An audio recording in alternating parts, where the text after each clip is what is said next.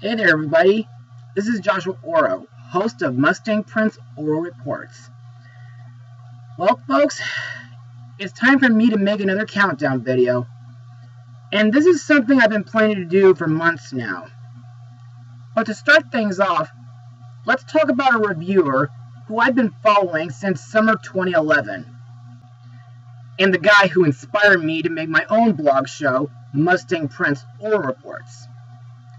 And his name is Logan Rittenbaugh, aka Hewy Toonmore. Prior to reviewing online, Hewy was inspired by other movie critics, like the nostalgia critic Gene Siskel and Roger Ebert. Afterwards, Hewy started a movie documentary series called Fantasy Movie Memories, alongside Morgan Legger, and his own reviews show, Hewy's Animated Movie Reviews, in 2008. On websites like Mr. Coat and Friends, Channel Awesome, YouTube, Dailymotion, and Vimeo. To me, Hewy's show is fantastic, and his writing on each review is great. Plus, sometimes he makes his reviews very humorous and fun, whether being a classic animated film or a horrible animated film. So far, Hewy has made 82 reviews, from Star Wars The Clone Wars all the way up to Pixar's Coco, as well as 11 countdown videos and 5 commentary videos, and they were all great in my eyes. And because Hewy has reached the end of his 10th season, and is going to start season 11 this coming March, I decided to count down 12 of my favorite reviews that Hewy has made over the past 10 seasons. Here are a few rules though. 1. Countdown videos and commentaries aren't included here. Not even his April Fool's reviews are allowed. And 2. I'll be judging the reviews by the movies and Hewy's point of view. Also, if you guys disagree with me, then it's okay. We all have different tastes. And if you like, you can just post your favorites in the comments below. So, for all you at home, get ready to join me down memory lane as we look back at animated films from old or recent, whether being hand-drawn, stop-motion, or computer-generated. And who could review them better than Hewy himself? These are the top 12 episodes from Hewy's Animated Movie Reviews. Hit it, Jaime!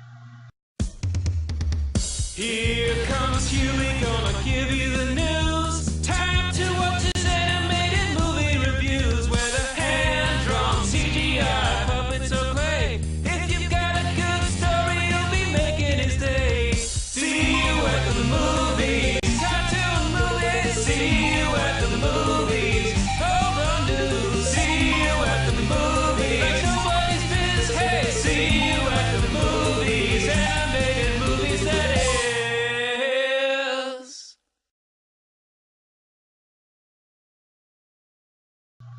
Now, what better way to start off the list than with a film that came from Hewy's first season, which was, of course, in 2008. Now, other than Star Wars The Clone Wars, Hewy reviewed 2 animated Batman movies and Disney's Bolt. But the one review that stuck out to me the most is, of course, The Nutcracker Prince from 1990. Now, as said during my blog of the Nutcracker Suite last Christmas, a lot of versions of the Nutcracker are based on the classic story by E.T.A. Hoffmann and the classic ballet by Peter Ilyich Tchaikovsky, who, unfortunately, detests the ballet. I mean, if you don't believe me, watch Fantasia and you'll understand. Anyway, a long time ago, I was introduced to this movie when watching it on the Disney Channel back during the 90s. And to me, this is a classic adaptation. Other than the ballet music playing in the background, it has a great cast of characters like Hans the Nutcracker, voiced by Kiefer Sutherland, who had a surprising but tragic backstory, courtesy of the Mouse Queen. Clara, voiced by Megan Follows, was a great heroine when she threw her slipper at the Mouse King, and Pantaloon, voiced by the late Peter O'Toole, who was a brave soldier toy. However, the reason why the Nutcracker Prince is on the bottom of this list is because Hewy's review was a tad rushed, and his commentary had low quality to it. But luckily, I heard that Hewy someday might remake his review of the Nutcracker Prince and make it a lot better than it was the first time. And I wonder if Hewy is interested in seeing the upcoming Nutcracker and the Four Realms movie this coming Christmas. Anyway, with a movie like the Nutcracker Prince, it is a wonderful Christmas classic that holds a very special place in my heart, and I hope to one day buy it on DVD. See you at the movies, animated movies that is. In my opinion, Hewy's 7th season during 2014 was the slowest on his show. I mean, sure, it started with a really horrible movie which was insulting to a classic giant gorilla. And it was heartbreaking when Hewy paid tribute to the late Robin Williams in his tribute to Back to Neverland. And I liked that he looked back at one of my favorite Christmas films. However, the one review that was my favorite from that season was his review of the 1982 Wizard of Oz anime movie. And joining Hewy for this review was another reviewer who I follow, the Cartoon Hero. Prior to this episode, Hewy reviewed Tom and Jerry and the Wizard of Oz with Isaac the Media Hunter, which wasn't really a good crossover movie. Plus, the Cartoon Hero had an encounter with Hewy's arch nemesis, Count CGI, who normally tortures foes with bad CGI films, but with Hero, even though he summoned a fox demon named Yoko to kill Hero, CGI helps Hero save the universe and reality from his evil clone by making him review a horrible version of Alice in Wonderland, as well as others like The Little Panda Fighter, Delgo, Pilot Candidate, and Spider's Web A Pig's Tale. Anyway, I find it kind of funny that this review was uploaded during the same year when I acted as the great and powerful Wizard of Oz, and as Dorothy's Uncle Henry at Musical Theater Village. And when Legends of Oz: Dorothy's Return was in theaters. And I don't care if this movie was ever panned, I liked it. And I'm interested in hearing what Hewy thinks about it. Anyway, in my opinion, this anime, though a bit low-budgeted, is a pretty tame version of the L. Frank Baum story. And I liked some of the songs in this film, as well as Aileen Quinn's voice for Dorothy. I also found it kind of funny that Hero thought the Scarecrow sounded like Jiminy Cricket, including the part where Hewy thought of the Winkies looking like robots than they do people.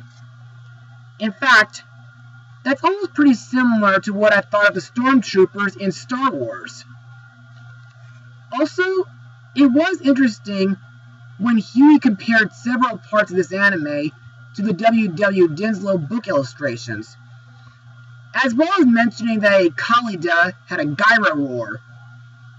Speaking of which, the writer of this anime was Yoshimitsu Banno.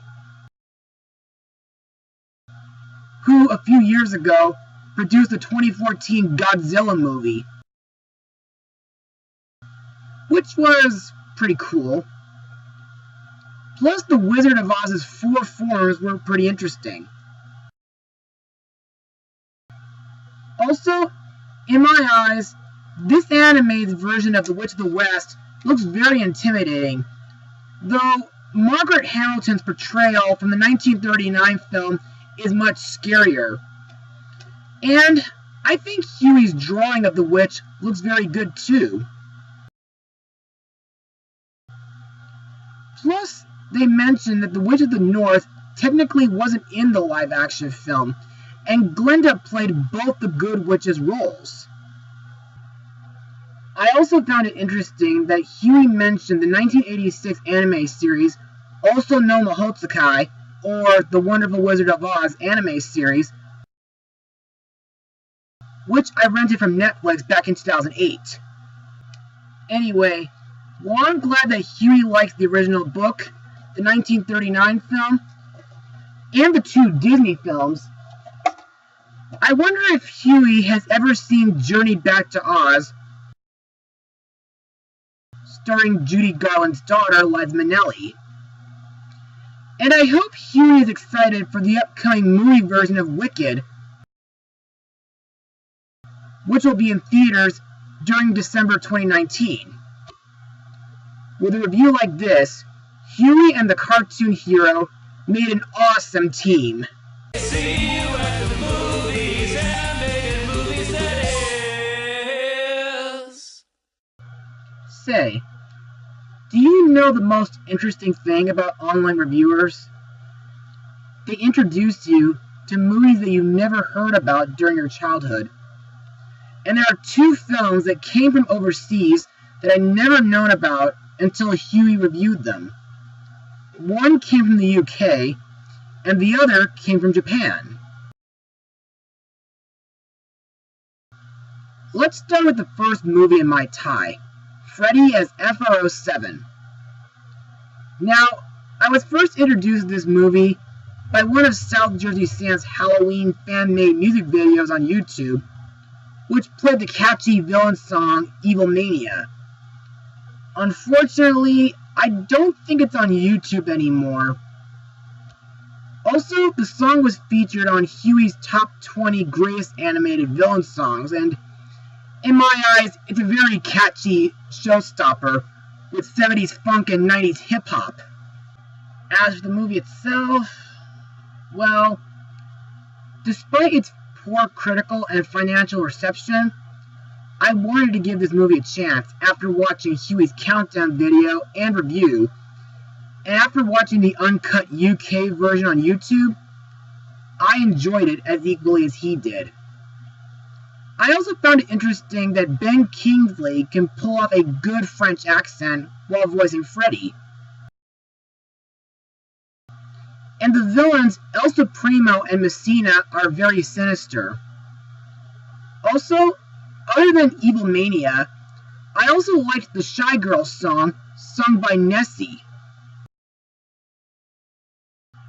Plus, the setting in London, along with the buildings that are stolen throughout the movie, remind me of the time when I visited London back in summer 2010.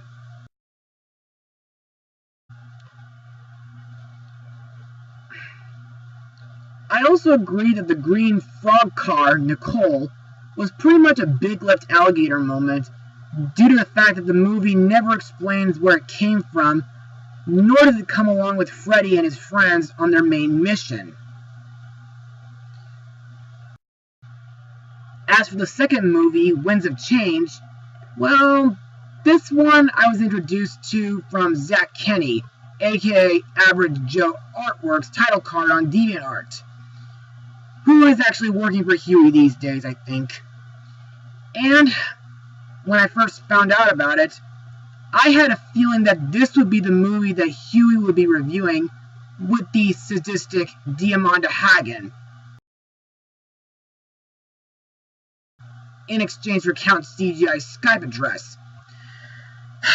Just because me and several of the fans wanted Hewy to review Frozen.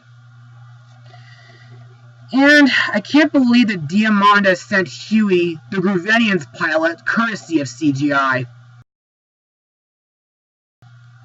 Anyway, in my eyes, while watching the movie on YouTube, it was a very interesting but disturbing Japanese anime film.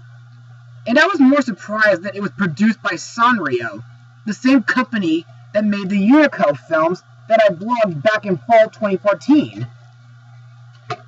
Also, while watching this film, it feels like Peter and the Wolf from Make My Music. Because it has one actor doing all the voices. That actor being Peter Ustinov. The same guy who voiced Prince John from Disney's Robin Hood. Anyway, to me, the disco music by Alec Arcos-Standanos was pretty catchy.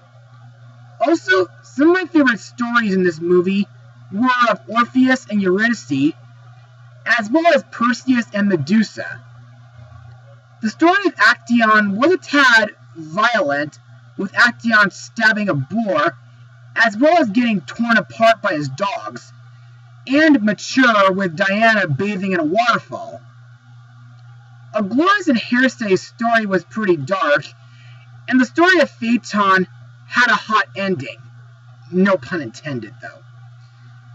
And I'm glad that Hewy corrected Ustinov by saying that Apollo is the god of the sun, while Helios was a titan. Also, some folks have told me that the main character, Wondermaker,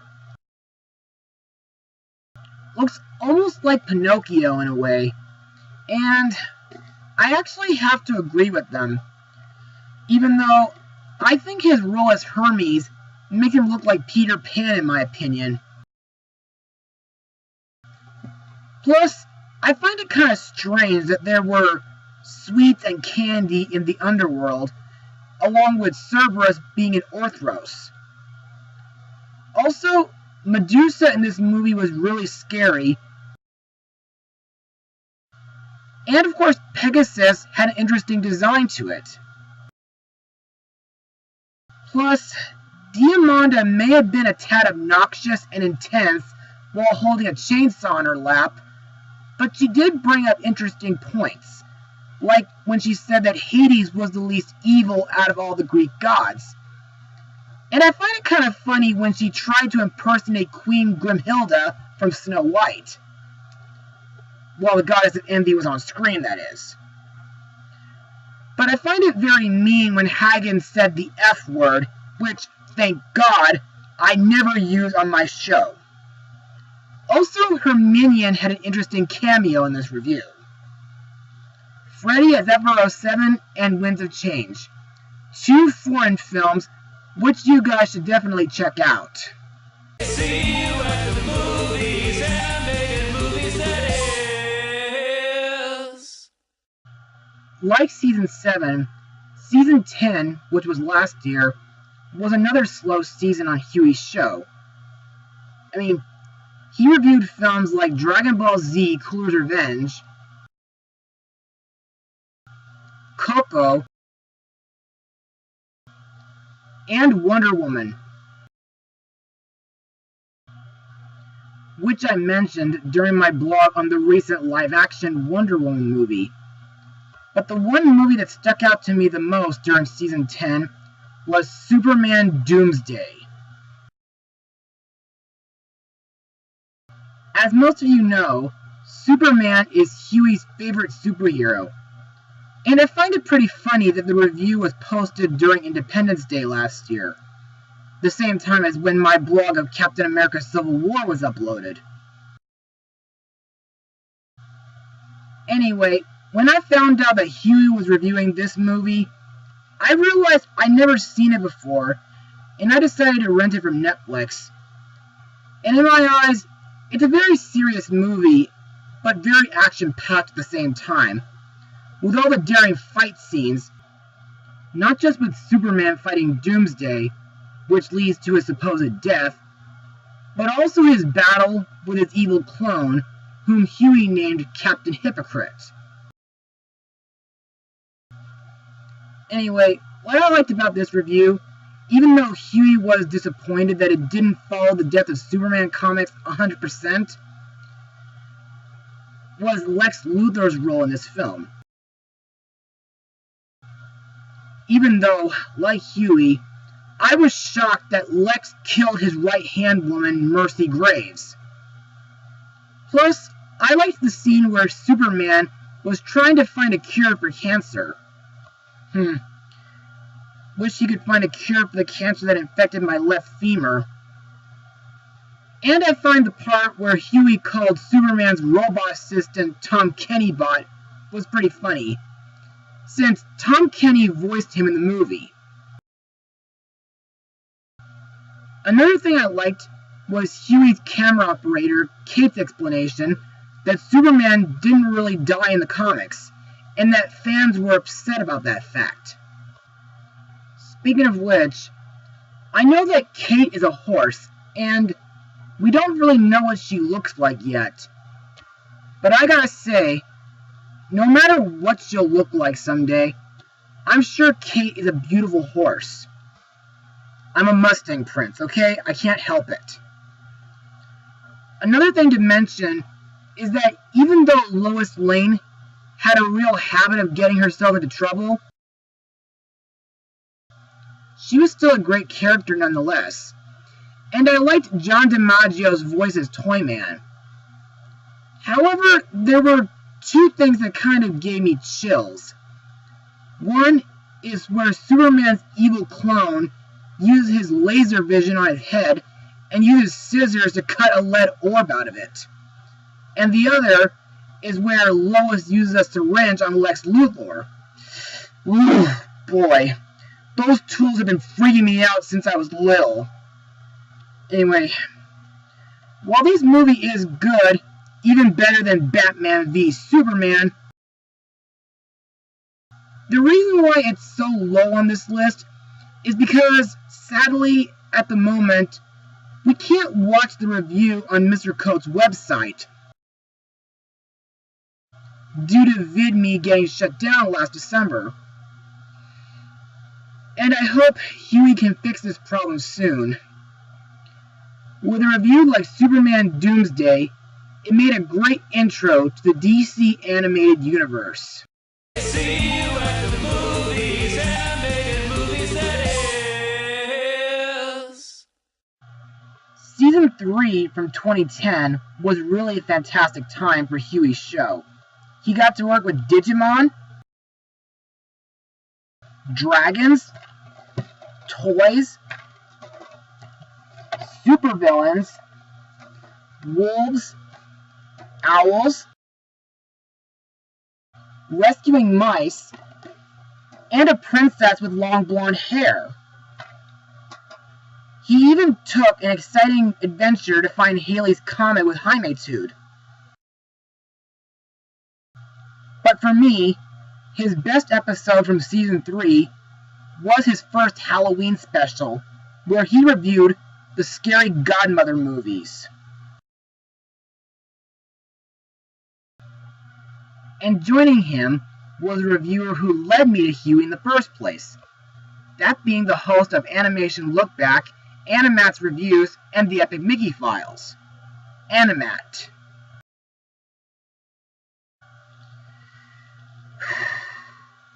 You know, I used to like Animat's show, but nowadays I stopped following him due to his over-the-top harshness for not-so-good animation. Anyway, I really liked Hewy and Animat's teamwork when they reviewed these two Halloween specials. While the animation does look bad, the writing and humor makes up for it, though a tad cheesy and silly. One of the things I liked in this episode is Hewy's Halloween intro, with music from Ernest Scared Stupid, and Vincent Price's laugh at the end. Also, I find it interesting that this review was the first time viewers have seen Animat live in front of a camera. I also liked the characters featured in the movie, like Scary Godmother, Hannah, Bugaboo, and Scully Pettibone.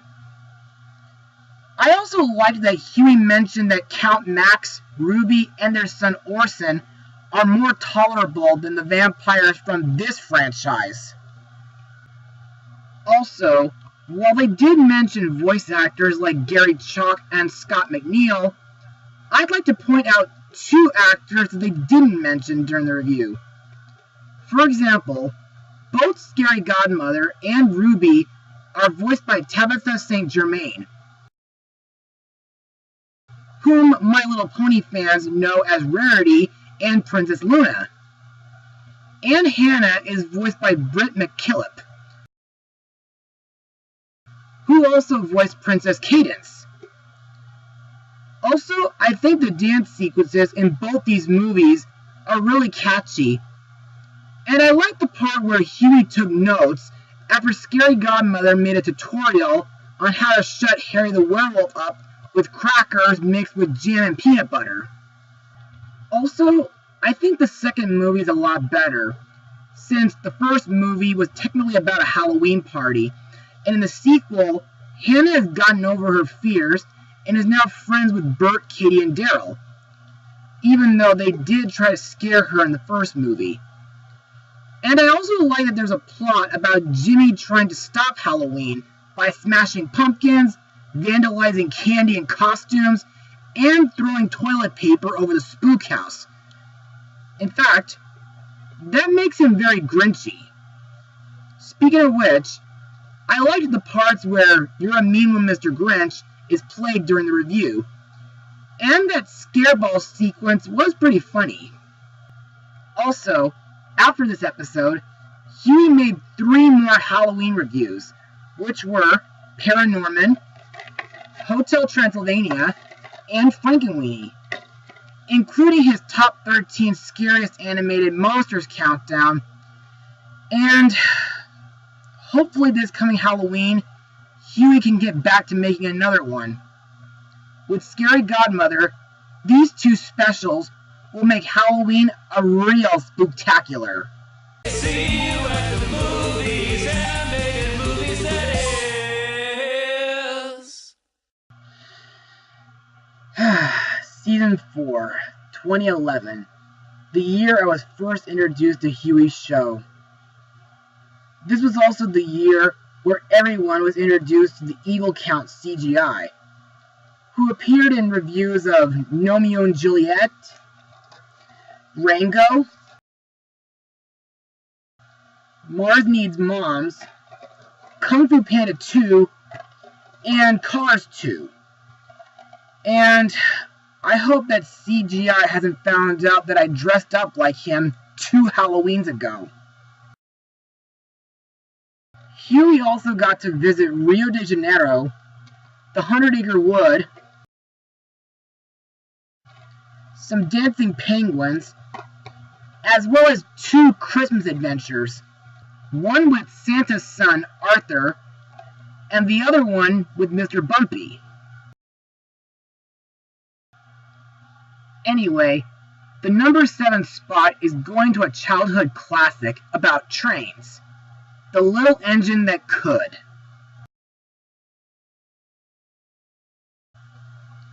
Joining Hewy was a really funny comedian known as the Media Grubber,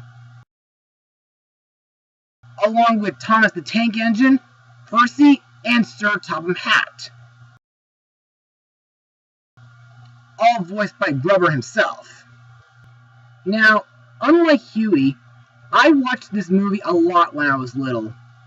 My grandmother introduced me to this movie back in 1995, not long before my sister was born.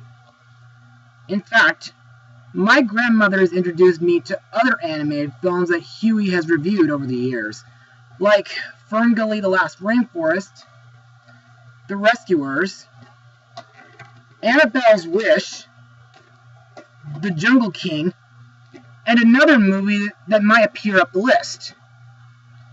Anyway, this episode was the very first review I ever watched on Hewy's show, and what I like about this movie is the animation, the writing, and the voice acting provided by Kat Susi, Frank Welker, Neil Ross, and Peter Cullen, though it is disappointing that Scott Menville had to waste his talent voicing Stretch.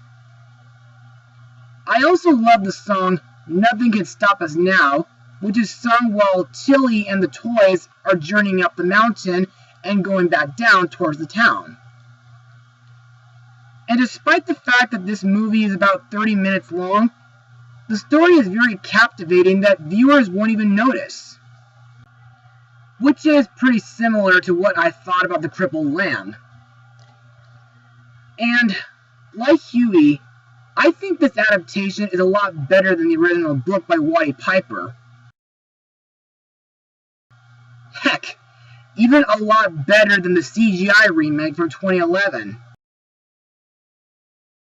Speaking of which, the part where Hewy, Grubber, Thomas and friends, and the other reviewers freaked out made me laugh big time. Although the part where Topham Hatt said he had cancer was strange.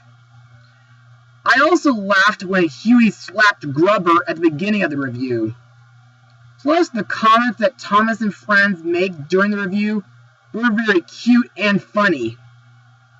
Also, I smiled when Grubber said that Tilly's journey up the mountain makes Big Thunder Mountain at Disneyland look safer. Overall, The Little Engine That Could is a childhood classic, and I'm happy that Hewy and Grubber did their best to make this review possible. See you at the movies, animated movies that is. In my opinion, Season 6, 2013, was a good and bad time for Hewy. The bad being that Hewy's computer caught a virus, and he reviewed a DreamWorks film that I didn't really like. Plus, CGI put a curse on his computer to prevent Hewy from reviewing theatrical movies, and he was forced to review Dinotopia Quest for the Ruby Sunstone, as well as Grandma Got Run Over by a Reindeer. However, the good being that Hewy made a tribute to a legendary hand-drawn dinosaur named Gertie, and he reviewed a movie where books come to life, which happens to be the number 6 spot, The Pagemaster.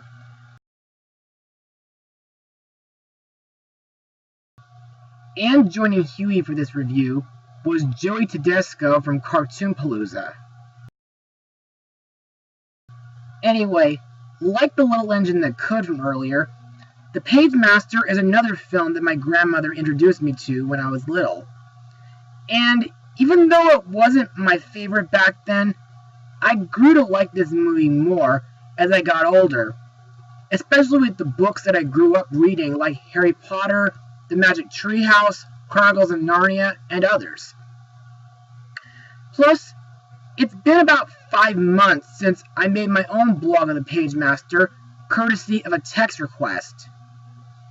To me, The Pagemaster is a very mysterious movie, and I think it's a tad similar to The Phantom Tollbooth, since it starts in live action and then it becomes animated. Also, even though Richard Tyler, played by Macaulay Culkin, is a bit of a buzzkill with his statistic behavior and his pantophobia, but he is relatable, and he does improve as he journeys through the library to conquer his fears, along with his friends, horror, adventure, and fantasy,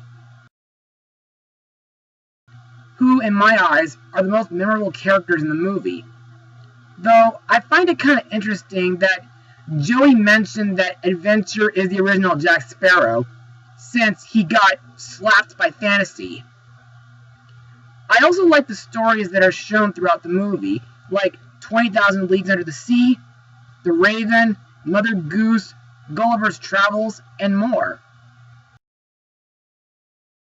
Also, the musical score by the late James Horner is very captivating.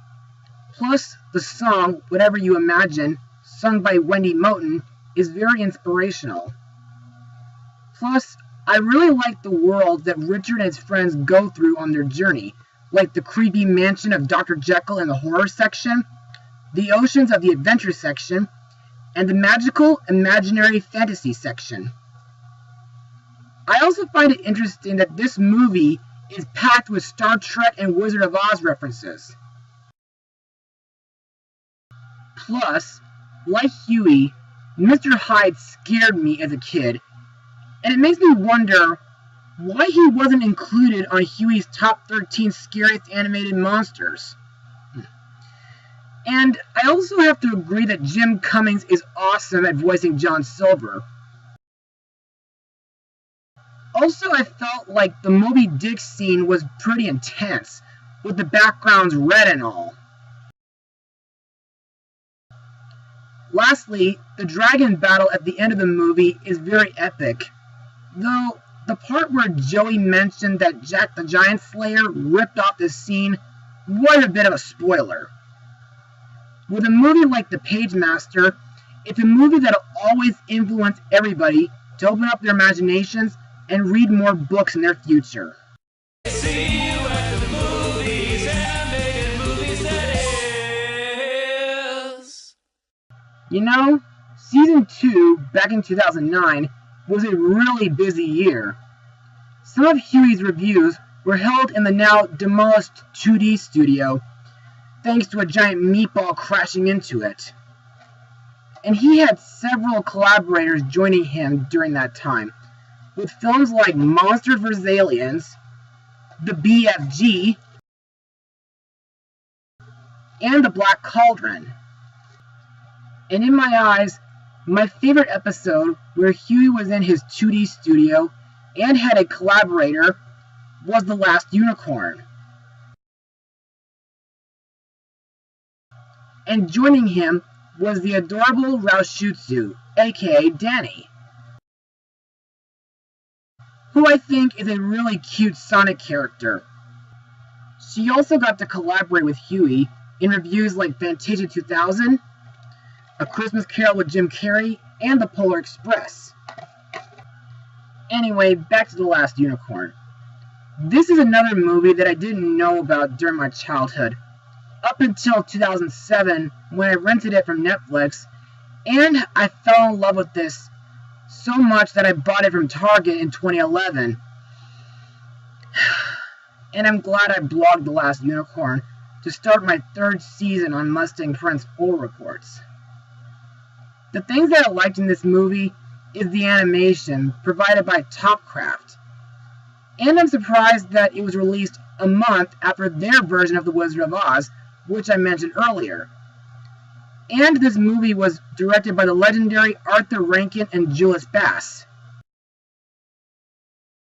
the same guys who worked on Thundercats and their classic stop-motion holiday specials. And the screenplay was done by Peter S. Beagle,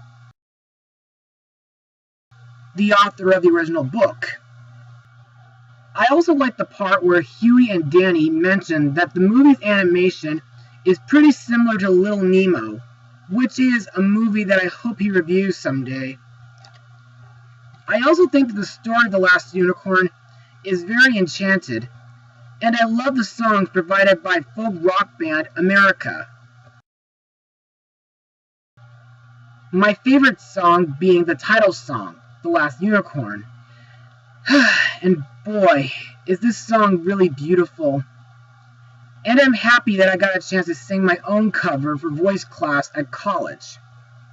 Speaking of which, I recommend you guys to check it out when you get the chance. I also like the unicorn's human form, plus her voice, provided by Mia Farrow,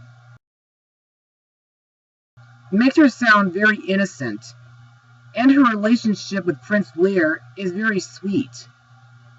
However, even though the movie is rated G, there are a few things in this movie that are very inappropriate, like the harpy Selenio having a disgusting front,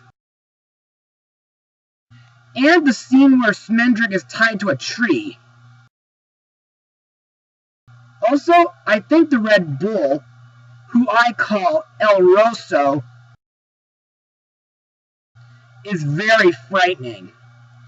And King Haggard, voiced by the late Christopher Lee, is very intimidating. The Last Unicorn, a movie that will always walk man's road on Hewy's show. See you at the movies, animated movies that is. You know, during season 9, back in 2016, thanks to critical acclaim, Hewy managed to find a loophole in CGI's curse, and got to review 3 theatrical animated films during that year. They were Zootopia, Moana, and Kubo and the Two Strings. However, my favorite out of the 3 is Kubo and the Two Strings. To me, Kubo has got to be one of the best stop-motion films that Laika has ever made. And I'm impressed with how the animation is presented here. I mean, it's so smooth that it feels like it was computer animated. However, I think that one of the only things that were computer animated were the waters of the long lake. I don't know. Plus, I was really surprised that the giant Gashadokuro skeleton was 18 feet tall. Man. And several parts of the movie represent Japanese culture.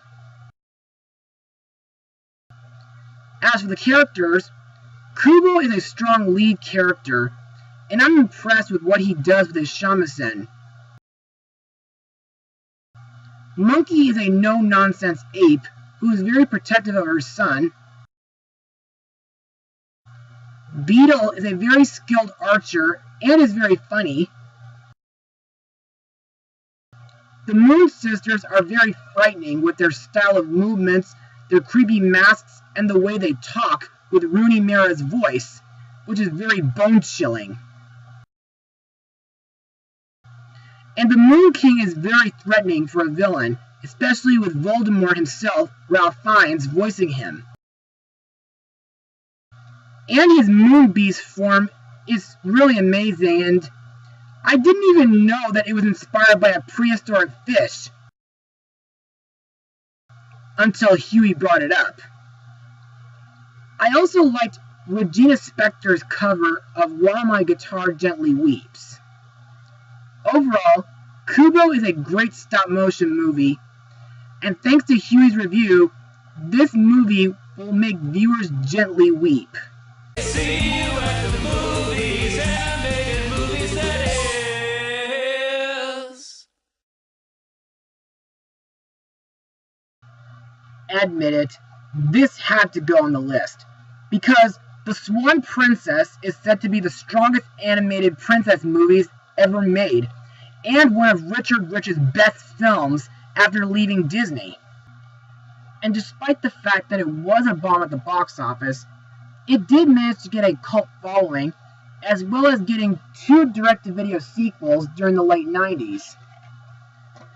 And then, many years later, The Swan Princess transferred from paper to pixels, starting with a Christmas movie, to a movie where we were introduced to Odette's daughter, Elise, as well as 2 films where Elise became a main character. And I hear there's going to be an 8th movie this March. And say what you want about these CGI films, because I like them for how they are. So bash me if you want.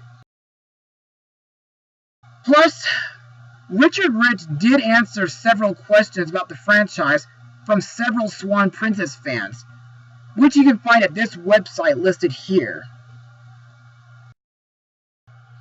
Anyway, as I said before during my blog of the Halloween tree, I was introduced to the Swan Princess by watching a behind-the-scenes trailer on the In Search of Dr. Seuss VHS. And I regret not watching this movie up until my junior high years. Anyway, I really liked what Hewy said during this review, like when he compared it to a Broadway musical, kind of like what Disney was doing during the time. And he even says how great a villain Rothbart was, especially with Jack Palance voicing him. Rest in peace, man. Hewy even mentions that Rothbard's villain song, No More Mr. Nice Guy, is one of his favorite villain songs. And his great animal form is very frightening, like when he kills Odette's father, King William, and when he fights Prince Derek. In fact, I really like the part where Hewy yells, "Epic villain death!" Plus, Far Longer Than Forever, Princesses on Parade, and No Fear are great songs too. I also think Odette's friends, Speed, Puppet, and Jean-Bob, are very comical, and I love the scene where they rescue Odette from the dungeons. Oh, that reminds me. I thought the part where Hewy put some John Cleese audio in a Lion King clip was very hilarious. Also, I think Howard McGillin does a great job as Prince Derek, considering the fact that he was the longest running Phantom in the Phantom of the Opera. Plus, Odette does make for a beautiful swan. Kind of like Princess Greta from Little Longnose being a beautiful goose. I'm also sad that Odette's voice actress, Michelle Nicastro, passed away 8 years ago due to breast and brain cancer, but I'm glad that Hewy dedicated this review to her memory. With a review like this, the Swan Princess will last far longer than forever. See you at the movies, animated movies that is. Season 5, back in 2012, was really awesome, with Hewy reviewing Tintin, Pirates Band of Misfits, Brave, Wreck-It Ralph, and Rise of the Guardians. On the other hand, Hewy's friends, Rowdy C, Hardcore Kid, and Isaac the Media Hunter all had an encounter with CGI. But anyway, the number 2 spot is going to the film that became Hewy's 50th episode, The Great Mouse Detective. To me, this is an underrated Disney classic, and it's a great mystery movie. Plus, this was the directorial debut of John Musker and Ron Clements. The things that I liked in this review are some of the gags that are shown throughout the review, including that one little gag with Spike the Dragon, and the Fear and Loathing in Las Vegas backcountry clip. Also, like Hewy, I freaked out when the evil bat Fidget pops up. And the scene where Hewy gets down during the bar fight scene was pretty funny, including the part where Mr. British Guy got shot in the head by Basil. Plus, it was interesting that Sherlock Holmes, voiced by the late Basil Rathbone, has a short appearance in this movie. Speaking of which, it almost reminds me of the time when I visited Baker Street during my visit to London back in summer 2010. And I'm surprised that Professor Ratigan's voice actor, Vincent Price, said that his role as Ratigan was his favorite role he'd ever played. And, as mentioned during Hewy's review of Here Comes Peter Cottontail, Ratigan was the second evil rodent Vincent ever voiced. Plus, Ratigan's villain song, The World's Greatest Criminal Mind, is another great villain song. Plus, Ratigan's evil plan to steal the throne is really nasty. Same goes for his death trap, where he ties Basil and Dawson to. I also like the parts where Hewy pointed out several Disney references, like the Fireman Band music box, which references Ward Kimball and his band, the Firehouse 5+2, as well as several others. and I think Henry Mancini did a great job with the musical score in this movie. Also, I think Hewy's dog, Anastasia, who had a small cameo in this review, was really adorable. But the best part of the review was when Hewy, along with several of his reviewer friends, got to sing Goodbye So Soon at the end. Overall, The Great Mouse Detective is a great Disney movie from the 80s, and it was a great choice for Hewy's 50th episode.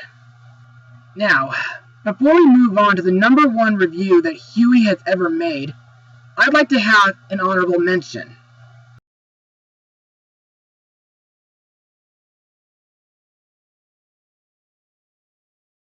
Now, like The Great Mouse Detective, The Brave Little Toaster is another underrated Disney film. And some folks have been saying that this movie may have been the inspiration for Toy Story. Sort of. However, the reason I like this film are the songs, like City of Lights, It's a Bee Movie, The Cutting Edge, and Worthless, including Little Richard's Tutti Frutti song. I also like the relationship between Toaster and the rest of his friends. However, when I was little, I didn't really like Lampy or Kirby too much due to their behavior in the beginning, but they do get better as the film progresses. But there are some dark stuff in this movie, like Toaster's nightmare, which scarred me for years, and of course the air conditioner, voiced by the late Phil Hartman. Also, I agree with Hewy that there's no magic in this movie. I mean, if I were to answer these things, I would probably answer like this. Anyway, the reason why this movie is not featured on the list is because after the clown nightmare, the footage Hewy used from the movie for his review goes out of sync. Though, it's not too much of a big deal, right? But, all in all, Hewy's review of The Brave Little Toaster is still pretty good, with friendship, adventure, and technology. See you at the movies, animated movies that is. And now, the moment we've all been waiting for has finally come. The number one spot. Of course, those of you who watch Hewy's animated movie reviews on the internet, including myself, know that there is one phrase that Hewy says at the end of every review. And there was one animated movie that influenced said catchphrase. And now, ladies and gentlemen, the number one episode from Hewy's animated movie reviews is Cats Don't Dance! Now admit it, you all saw this one coming. Plus, this was the episode where we were first introduced to Kate. Although, this was back when she could speak in horse whinnies, up until April 1st, 2016, when Hewy was comparing Disney's The Jungle Book to Rudyard Kipling's stories. Now, firstly, while I didn't really see this movie in theaters, and I had to wait until my high school age to rent this movie from Netflix, this movie is an underrated film from the 90s, and it was a great directorial debut for Mark Dendle, who also voiced Max in the movie. And he directed films like The Emperor's New Groove and Chicken Little for Disney. What's more, this movie is a great love letter to Golden Age Hollywood, especially with Randy Newman writing the songs like Our Time Has Come and Nothing's Gonna Stop Us Now. And it was very interesting that Gene Kelly was the movie's choreographer, and Cats Don't Dance was dedicated to his memory. I also found it very amazing that this movie was the first non-Disney animated film to win an Oscar for Best Animated Feature. Also, I really like the main characters like Danny and Sawyer, plus several of their friends like Pudge Penguin, Tilly Hippo, and Wooly the Mammoth were great characters as well. And I think Darla Dimple, while a parody of the late Shirley Temple, is a really nasty child villain ever. Even nastier than Princess Morebucks or Heather from the Nutjob 2. Also, like Zootopia, this movie does have animal racism in it. However, in this film, the racism represents how colored folks were treated during that time period. When all is said and done, Cats Don't Dance truly is the absolute best review I've ever seen on Hewy's Animated Movie Reviews. Well, everyone, that concludes the top 12 episodes from Hewy's Animated Movie Reviews. And I hope you guys will be looking forward to more animated movie reviews on Hewy's show. I mean, who knows what he could be reviewing next? I mean, he could review a dinosaur classic like The Land Before Time, an underrated film like The Iron Giant, a Disney Marvel like Big Hero 6, a foreign animated film like Little Longnose, or even The Princess and the Goblin, or even a movie that began the Disney Renaissance like The Little Mermaid. Also, since I'm into My Little Pony, thanks to this movie, I'll be looking forward to Hewy's cartoon pony reviews in the future. Anyway, that's it for today, everyone. And Hewy, I'd like to thank you for 10 seasons of fantastic reviews. And as for the rest of you at home, be sure to tune in for my next blog, Mustang Power. Oh, and to quote Hewy Toonmore, see you at the movies. Animated movies, that is. Can you feel the power?